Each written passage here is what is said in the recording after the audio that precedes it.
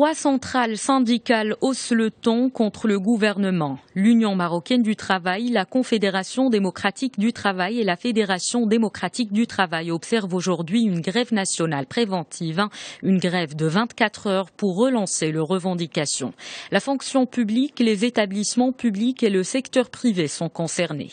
La crise de dialogue et de négociation collective est l'une des principales causes derrière ce débrayage. C'est ce qu'ont affirmé les centrales syndicales qui parlent de l'épuisement de tous les moyens pour amener le gouvernement à engager un dialogue tripartite. Pour sa part, le gouvernement a rappelé qu'il a tenu au moins 7 rencontres avec les syndicats et réitéré son engagement à poursuivre la mise en œuvre des dispositions de l'accord du 26 avril 2011.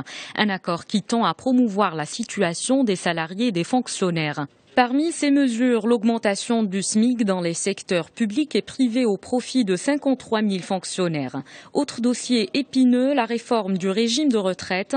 L'un des principaux points qui fâchent les syndicats, ils craignent l'appauvrissement des travailleurs et la perte de droits acquis des salariés. La réforme est soumise à la consultation du Conseil économique, social et environnemental et le gouvernement entend poursuivre le dialogue sur sa version finale. Le porte-parole du gouvernement, Moustapha Al-Khalfi, a toutefois souligné l'urgence de la mise en œuvre de la réforme du régime des retraites. Objectif, éviter une cessation de paiement et des pensions civiles à l'horizon de 2021 ou une augmentation importante des cotisations des retraites d'ici à 2018. Les centrales syndicales comptent poursuivre la contestation si le gouvernement ne répond pas à leurs revendications dans les plus brefs délais.